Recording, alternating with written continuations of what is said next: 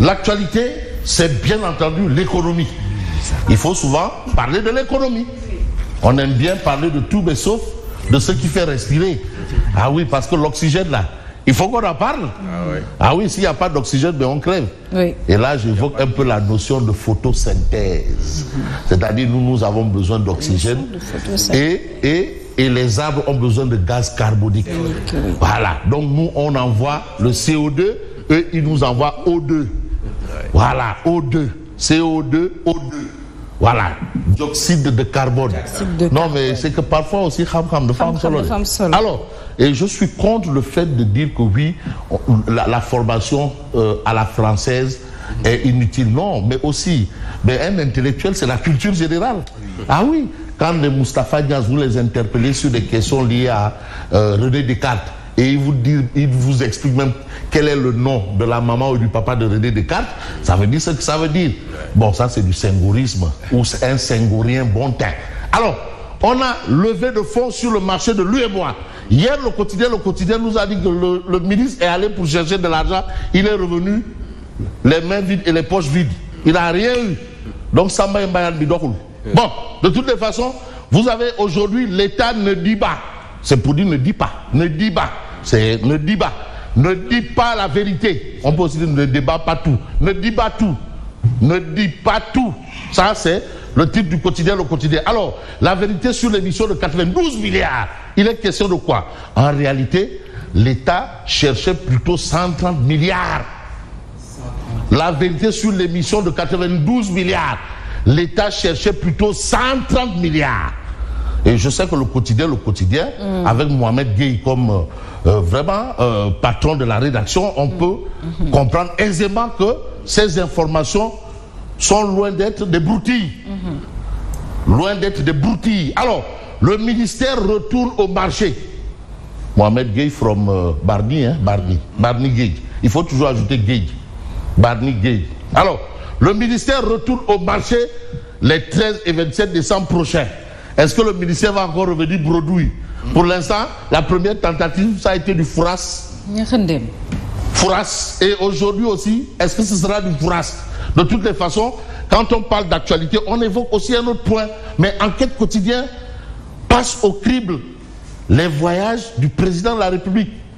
À une certaine durée, on avait appelé un président, il ne faut pas le citer, Touki Télé Touba, 3T. Touki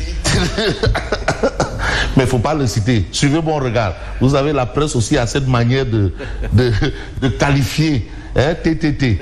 Il y avait un autre président qu'on appelait, qu'on caricaturait comme le Tchakaba. Voilà. Bon, on ne cite pas de nom parce que quand même n'est pas président qui le souhaite. Alors, coopération internationale. Et là, c'est Koroké qui intéresse Enquête. Les voyages du président en question.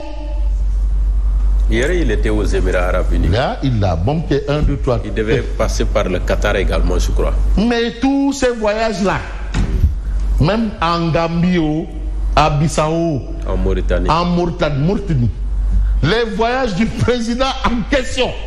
Mais qu'est-ce qu'on retient? Et c'est Enquête Quotidienne. C'est pas moi, c'est pas Yacine, c'est pas Simon Pierre Faye. C'est ni Mambaye, encore moins Mambaye. Des voyages coûteux pour une diplomatie en quête de résultats. Parce qu'aussi, il faut bien qu'on diagnostique. Bon, je ne vais pas reprendre comme feu mon maître à penser Antoine Gourfaye, qui ne disait pas diagnostic, il disait diagnostic. En fait, il prononçait quoi? Voilà, le diagnostic, c'était juste pour prononcer comme le mot est écrit et rédigé. Alors, des voyages coûteux pour une diplomatie en quête de résultats. Ça va, on me dit, ouais, retour, bi. Hein? Pas bignon. Sérité, Amoul Dara. Hein? Côté Bobo Ablaye War, ak mo non samay bayat. La ilaha. Farawad ndiak rek, bu démé rek ñëw rek. La ilaha illallah. Bon, en tout cas, plus de 20 déplacements internationaux en 8 mois. 20 en 8 mois. Plus de 20 en 8 mois. Donc faites le ratio, ça fait combien par mois ou bien combien par jour? On peut voir ça. Là, on laisse le choix au professeur titulaire Marie-Théo Niane de faire un peu ce calcul-là. Dans l'espace aussi, on peut faire des calculs. Alors, en attendant les retombées concrètes, peut-être que peut-être que tout ça là, parce que qu'on le veut ou pas, on ne récolte que ce qu'on sème. De toutes les façons, on attend le résultat et c'est ce que semble indiquer l'enquête. Mais les voyages du président en question, ça vaut beaucoup d'argent. Parce que kérosène du monde, avion. Le kérosène, c'est pas litre de gasoil de Bougande. Pour un pays en ruine. Surtout pour un pays en ruine. Pour un pays en ruine. Bon, bref. Mais on va aussi parler de l'actualité du moment, c'est Guerté. Oui. Là, maintenant, on rentre dans le cœur du Sénégal. Parce que le Sénégal a Guerté, bon. C'est ça vraiment. C'est ça. Moi, je veux dire à quelqu'un que Banagio, Sénégal a Guerté. C'est un temps très fort. Mais il faut aller dans le monde paysan. Faut tourner. Il y en a qui décortiquent l'arachide à la main et qui sont payés 3, 4, 5 000 le jour. C'est tout. Mais c'est la période. C'est pour ça, le mot trek, je suis d'accord. Il y en a qui portent les sacs, les gros camions, là, les gros porteurs. Il y en a qui chargent. Ils sont payés. C'est toute une économie. Trek. Ah oui. Et ça, là, le paysan, là, faut pas aller mettre ta main là-bas. Et après cette traite, ci ngay gis mariage yu bëri. Là, il a ay dañ koy aji. Waaw. Les gàmmu également ci lañ koy organiser. Là, il a. Attention. Neex la daal. Mais c'est la période où le monde paysan. La récolte est bonne. Voilà. Mais si non. la récolte est bonne. Oui, mais c'est la période où le monde paysan. Donc, Mamba, si tu demandes même tout ce que tu vas te donner. Plusieurs localités entre le Sine et le Saloum, mais c'est. Mais c'est la Guerté. Ah oui. Sénégalais à Guerté. Vaut comme Bourokso. C'est parce qu'avec l'arachide, tout est commercialisé. Mais même le ngogne, ça, arachide là. Même la coque, c'est pour ça peut faire du savon. Bon, démarrage de la commercialisation de l'arachide. Sonacos. Parce que pour cette année, on fait d'abord la part belle à la Sonacos. Quand Sonacos a fini, on peut exporter. Mais est-ce que le schéma sera tel quel? Parce que aussi, les paysans là, doivent là, il a un mouche. Alors, Sonacos, une campagne et des ambitions. Alors, de la société oléagineuse se fixe un objectif de collecte de 300 000 tonnes. À l'usine de Diourbel, une vingtaine de camions réceptionnés le premier jour. Donc, affaire Bangi Magi. Ça, c'est ce que nous livre le soleil. Mais on va écouter un peu ce que va nous dire Wolf Quotidien à ce sujet. Bon, on va déjà voir Sud Quotidien. Mais Sud Quotidien parle de commercialisation de l'arachide, une campagne à plusieurs vitesses. Ah, attention. Donc, la révolution Mabouba Diagne, est-ce qu'elle aura lieu ou pas? On a assisté à la révolution Pape Ablaye Sek Ndanan. On a assisté à la révolution, comment il s'appelle, Moussa Baldé. Révolution Aline Wingaï.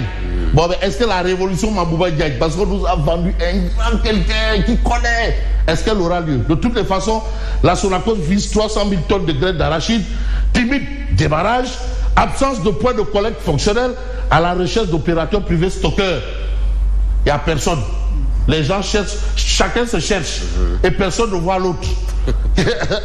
Et c'est pour cela qu'il faut prendre Wolf Quotidien. Parce que Wolf Quotidien révèle un fait. Attention, la révolution Mabouba Diagne. Faible production arachidière. Mambaye en parlait tantôt. Le rêve brisé des paysans, CDL. C'est là le problème. Bon, est-ce qu'ils auront le temps de donner à Sonacos ces 300 000 tonnes? On verra bien. Ou bien ils vont faire ils vont attendre l'aide du Mbapat. Parce que Mbapat aussi, bon, voilà. De toutes les façons. Le marché parallèle. Le rêve brisé des paysans. Ou peut-être attendre les Chinois, l'export. Parce qu'apparemment, c'est l'export qui intéresse beaucoup les paysans. Donc, on a cette actualité, le rêve brisé des paysans, c'est à la une de Wolf Quotidien. Mais il faut voir aussi l'information que nous livre, bien entendu, Source A. Après la procédure judiciaire entamée depuis hier, ça c'est Barthélémy Diaz, par le bureau de l'Assemblée nationale pour la radiation de Barthélémy Diaz, place à la mairie de Dakar. Par rapport au titre Pour Barthélémy, c'est acté à l'Assemblée. Maintenant, objectif, mairie de Dakar. Il faut aussi l'éjecter là-bas. Donc, ça, c'est ce qu'informe Source A. Et Source A s'appuie sur des sources. Il dit que non, après là-bas, là, ils vont direct mairie de Dakar. Il risque de tout perdre. Il va tout perdre. Voilà. En tout cas, il faut quand même retenir dans cette histoire ce que nous livre un autre journal, qui est bien entendu. J'ai envie de prendre un journal qui en a fait, c'est Vox Populi, si vous pouvez m'aider. Parce que Vox Populi aussi, le pouvoir veut porter les stockades à Barth. Maintenant, nous sommes dans une logique de guerre à mort. Bagarre à mort. Guerre froide. L'Assemblée actionnait le maire de Dakar vers la déchéance de son mandat de député.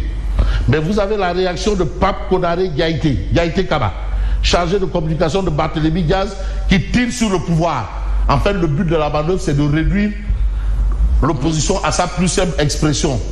Une expression consacrée d'ailleurs. Alors, vous avez justement dans Vox Populi la réaction de Alioune Tine, les convictions de Alioune Tine, fondateur d'Africa Job Center.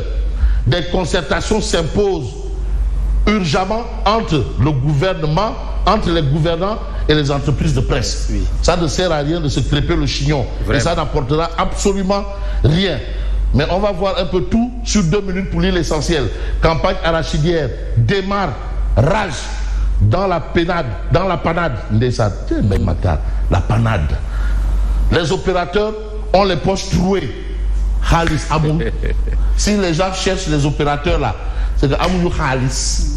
Les problèmes le Khalis. C'est ça le problème. Voilà. Gouvernance.